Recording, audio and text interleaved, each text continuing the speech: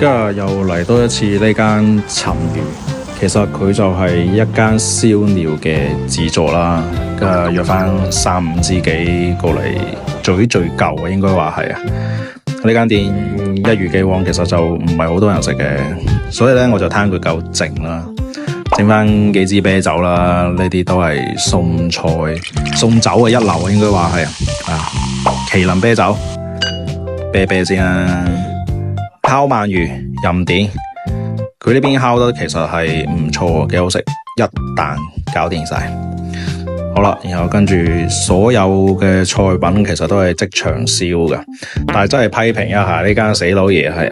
收人嚿幾水一個人，你講嚟點講都係，絕對唔係一個平嘅消費，因為你始終都係雞雜，你又唔係咩高端嘅食材。如果佢老味，我後面點咩都好啊，佢唔撚上噶佢啊！即係要點咗好耐佢都唔上，即係整到我有少少扯火，即係上菜太慢啦，成場就喺度等佢燒，等撚咗一晚，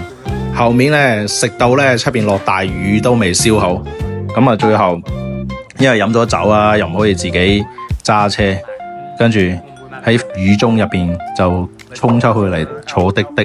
呢一點個體驗真係唔係幾好啊！嗱，呢個三文魚原來係我自己加噶。咁佢入邊係唔包你哋酒都係唔包啊，價錢係中等以上嘅一個價錢啦，肯定就唔平啊，呢間嘢就唔係平啊，但係佢嘅價錢係對唔住佢嘅服務啊，可以過嚟試下啦。